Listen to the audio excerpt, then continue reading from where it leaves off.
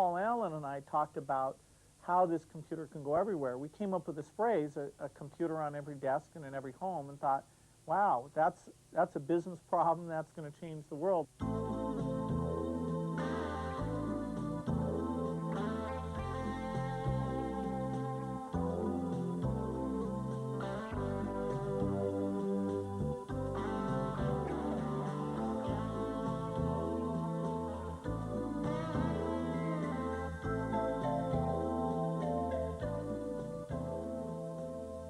Well, the business side always seemed pretty simple to me.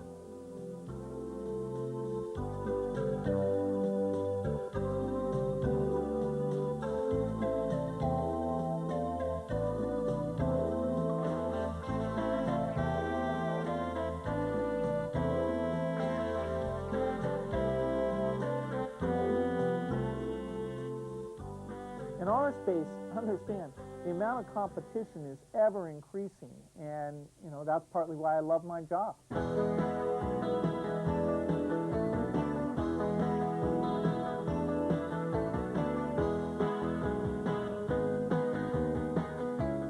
When did you first come across computers?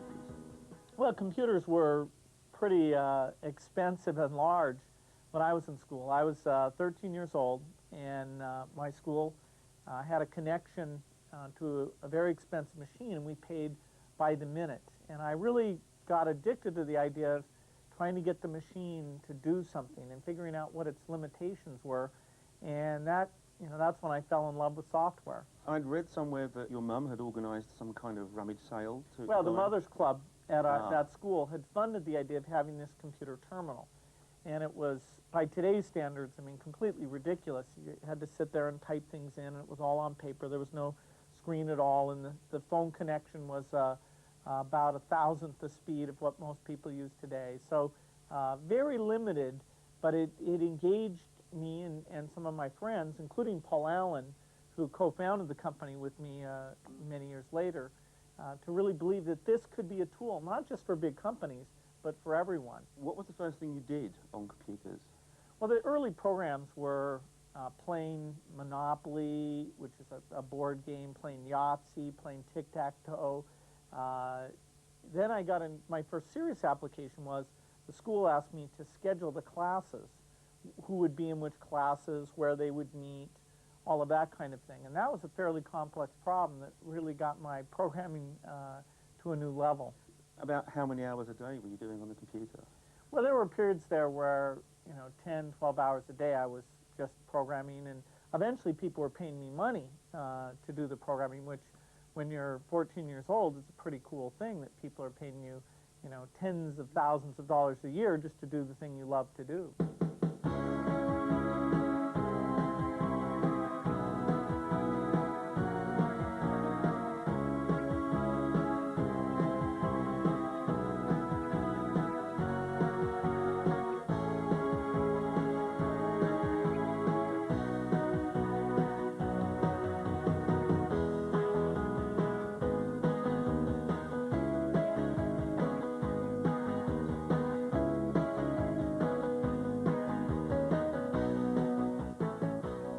Spending 10, 12 hours a day on a computer, what did Mum and Dad say about that? Well, they were a little impatient in the sense that they had always wanted me to be well-rounded. They wanted me to go out and do sports and socialize a little bit. So they tried to keep me, somewhat into normal things. What was it that brought you and Paul together? Why did Well, you we become were so alike? a few years apart in school, and yet Paul was so curious about different things. He was always trying to figure out what could the computer do, and I was very good at math. I'd gotten the best scores in the school, and he thought, well, maybe this kid will help him explore it. And so we read a lot of books together, and we talked about this microprocessor, the miracle of the computer on a chip, and that's what got us thinking, wow, we should really be involved in this. And we understood the software piece better than the companies like Intel that were making the chips, and so we saw how those two could come together in a way that really no one else did. What engaged you most about the idea of making programs? Was it the business side, i.e. making money, or was it actually the coding?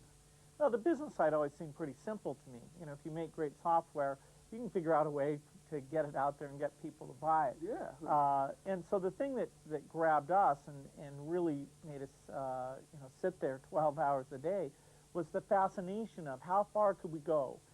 Could we make a tool that we would love to use, that we would use to create documents and presentations and to communicate with? And that's always been the part I've loved, and I've always tried to make sure I spend as much of my time with the engineers as possible.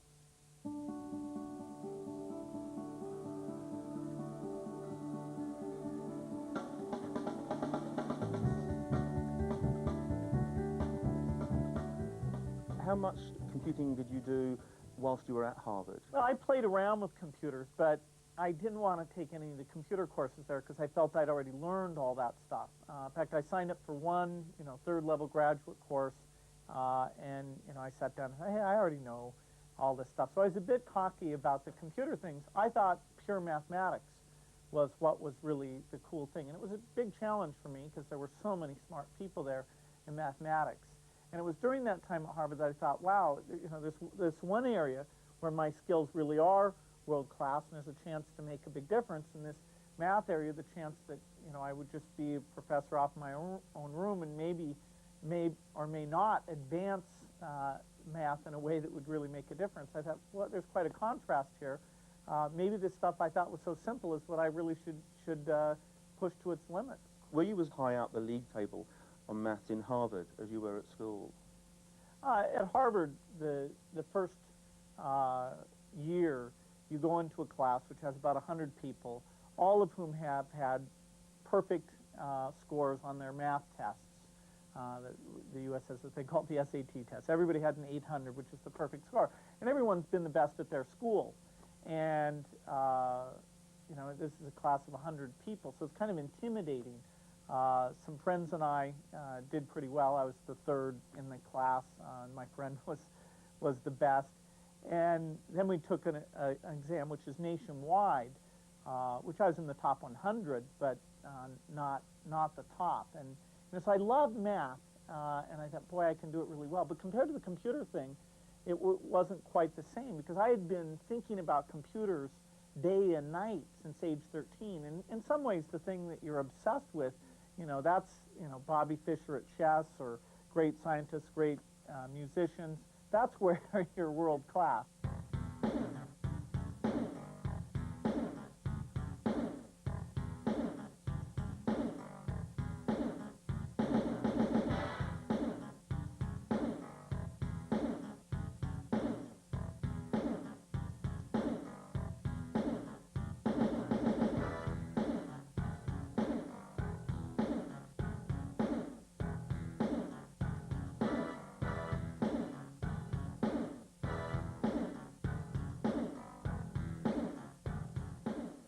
Okay, who came up with the name Microsoft?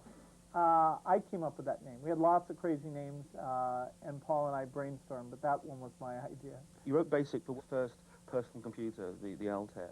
Right. Did you make much money out of that?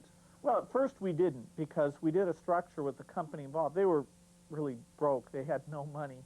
We did a structure where we got a royalty, and it was on this paper tape. Well, the people who bought those computers were sort of anti-business people, and so they would copy the tape and not pay us all that much. But eventually the computers got good enough that business users started buying them, and people understood that paying for software was probably a good thing, a lot of people. And so after about the third year, we did pretty well. The first couple of years, it was tough. Didn't you also write for Commodore and the Apple II? But I read that you'd actually sold the Apple II BASIC for about 2 cents per license. Well, let's see, I got a fee of $31,000, and they sold millions? Yeah, they got a good deal. Did that actually affect the way you did your business deals later on, watching that you only got $31,000 out of the it? The whole thing we thought was, if we can make this industry big, first, hundreds of thousands, then millions, then tens of millions, and now over 100 million PCs are sold every year, we can hire the smartest people and do massive R&D, spend billions on it, and still sell the software for a super low price. So we saw that model where we could gather together great scientists, and it got us very excited. So we knew we had to grow the business. We knew we had to make the PC something more and more people would want.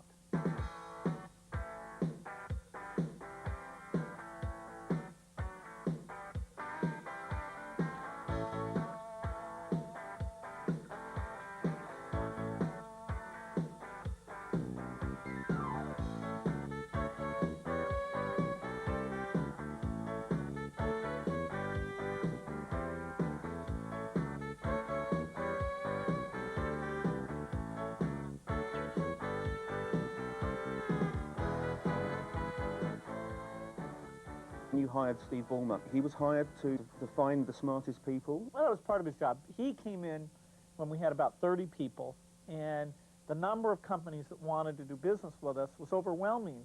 And we sort of didn't know when to say yes, when to say no. We were a little disorganized in how we managed things, and I thought Steve could really help us get straightened out.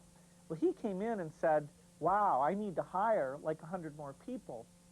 And I thought, well, I can't afford 100 more people because I was very conservative financially. There wasn't venture capital out there like there is today for anyone.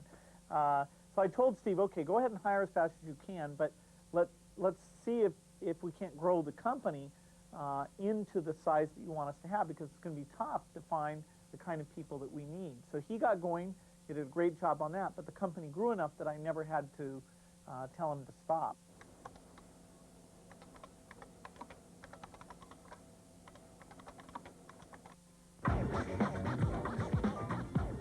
Take time out for Saturdays on .tv. Looking for a little entertainment at the weekend? Well, let .tv do all of the hard work for you.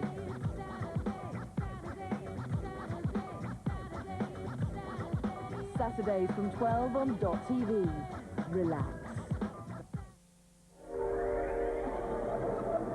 Tangled hair? New Advanced Alberto VO5 shampoo and conditioner makes combing easy. Tangled hair?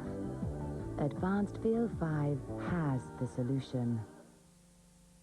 There's a new kind of Nurofen, one you can take anywhere, without water, for effective relief at the site of pain. New Nurofen Meltlets.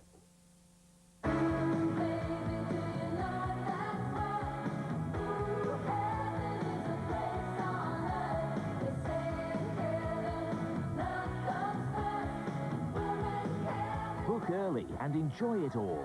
Family holidays from only £109 a week at Haven, where great family holidays are made. Call 0800 20 30 40 for your free Haven Holiday Parks brochure.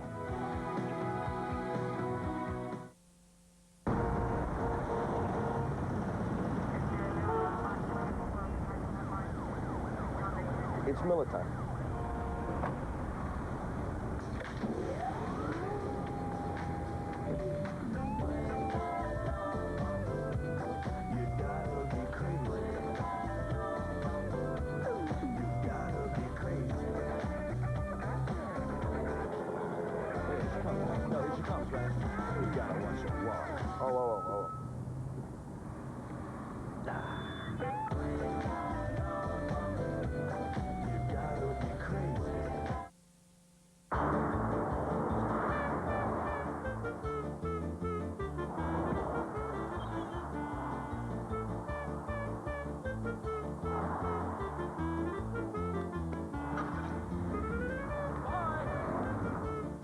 Trixo, hand care for hands-on people.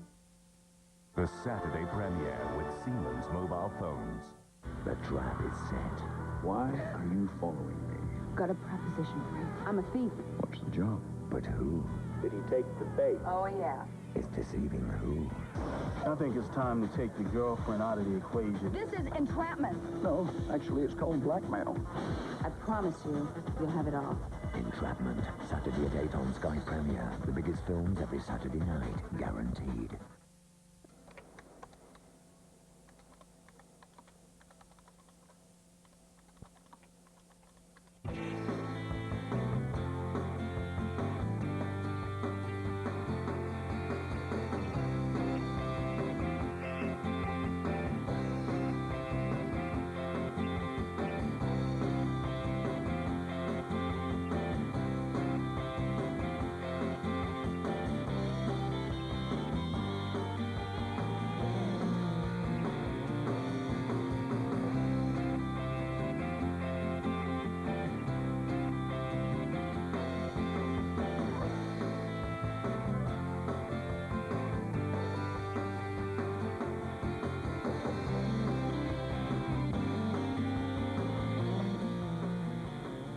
Well, that brings us to 1981, 12th of August, launch the PC. Maybe you could walk us through how it was that IBM came to you and asked you to write PC-DOS? It's a famous thing. In that, well, we were in every personal computer at that point. The Apple II, the Commodore, the TRS-80. These are the famous machines of the time. We weren't in the Sinclair and one or two obscure others, but we were in most of them. British. Well, it was a fine machine, but it didn't use our BASIC. In any case, so when IBM was putting together this tiny little task force to say, okay, let's dabble in this area, they came to us and said, hey, couldn't we work together? Because the main reason they were doing this task force was to prove that inside this huge company they could get a product done in a short period of time, not because they saw a big market. And the method they decided to use to get something done quickly was to rely on some outside companies. So Intel for the chips and Microsoft for the software.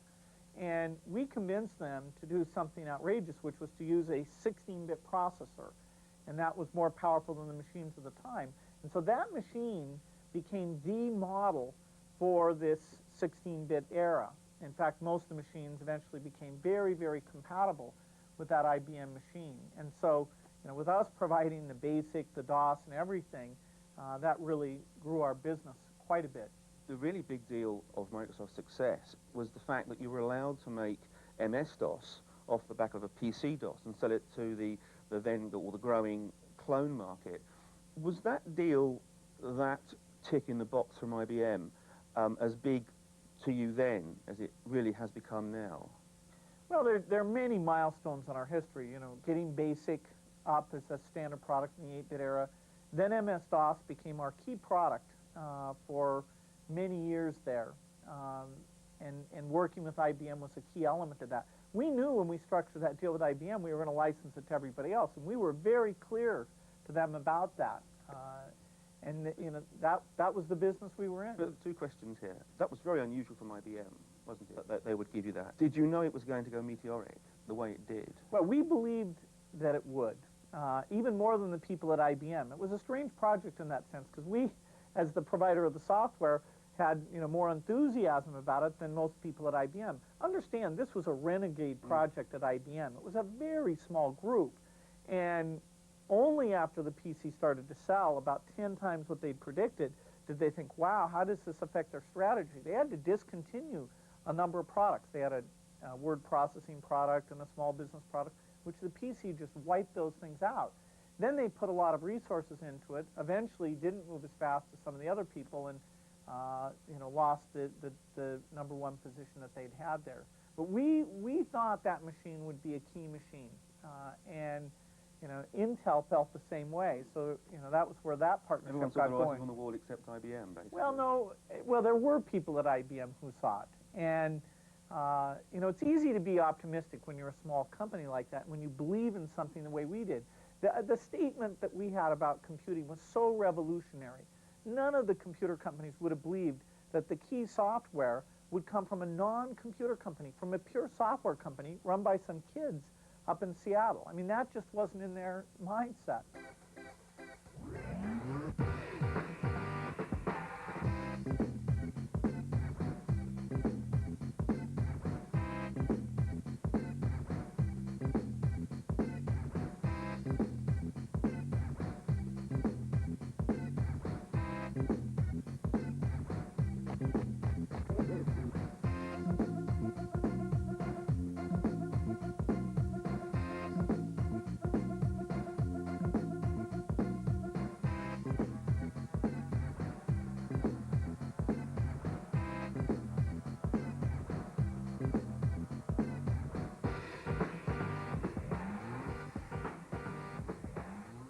Was it a difficult decision to make to bring out Windows? Because you'd already got the market sewn up with DOS.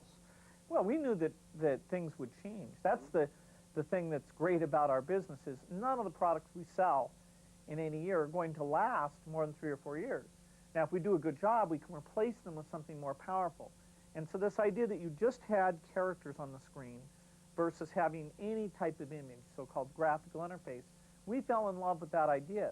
The pioneering work in the research lab had actually been done at Xerox. And there, even though they failed to productize it, that concept infected Apple, infected Microsoft, a number of other companies. We even hired a number of the top people from Xerox, people like Charles Simonyi. And so we said, how can we do this? The problem was that the PCs were too slow. They didn't have enough memory, the processor wasn't fast enough, and it's a lot harder to do these graphical screens than just put the characters up there. So when we first came out with Windows, even though it took a lot longer to develop than we expected, it didn't really catch on. It took really until 1990 before people could say, hey, graphics interface, this is clearly the way things are going to go. This is the way software should be built. So we spent from 1985 till 1990 going around and saying, come on, get behind this. And even some of the other software companies were very, very slow to back the idea. Is it fair to say that the PC itself was part of the problem? You say that it wasn't very powerful. The Macintosh had already got a graphical user interface and was actually making it work in about, what, 84, 85? Well, yes and no.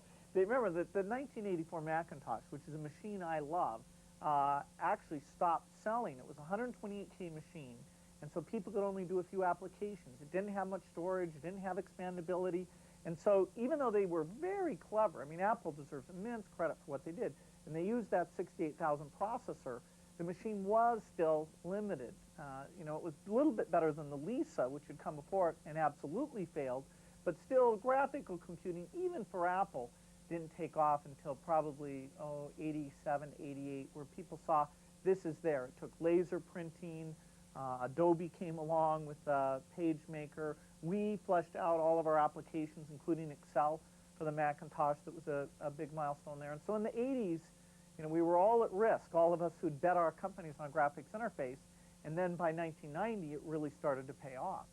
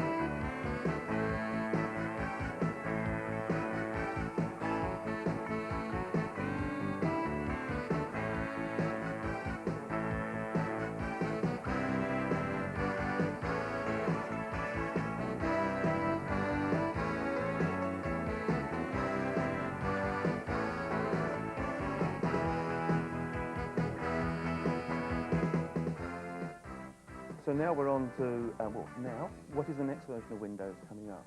We moved from the original Windows to Windows NT, which is the industrial strength Windows. And that was another one of those struggles where people said at first, you couldn't build something that had the power of Unix, but also the friendliness of a Windows-type system. So that's been a huge foundation for us. Now we need to take that and prove to people that even the biggest systems, where they would have used mainframes in the past, they can now use Windows, because the power of the chip and the capacities of these systems are quite incredible. And so we're building that kind of reliability and scalability in. So we're moving up to the very high end to do things on the internet where there's more transactions than you've ever had to deal with before. We're also moving down to the very small devices, a little palm-sized device that you carry in your pocket, something that you'd have in your TV set or in your car. And that's what we call Windows CE for the consumer side of things. It sounds like Windows 2000 is Windows on steroids. Will you need a suitably powerful machine to run it? Windows NT requires a bit of a more powerful machine. You can run it with 32 megabytes. Most people run it now with 64 megabytes, although that's becoming typical. About half of Windows in business today is now this more powerful version of Windows.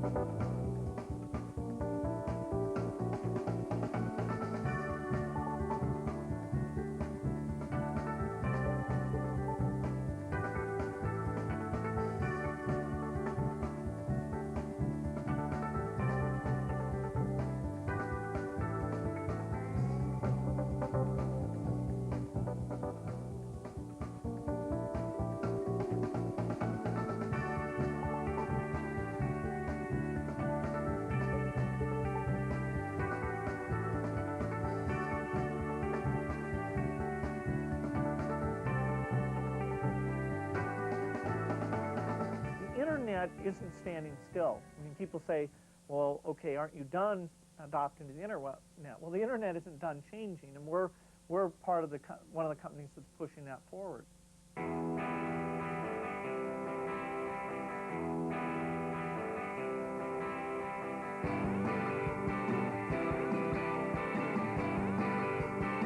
It's time now for the ultimate review of the year.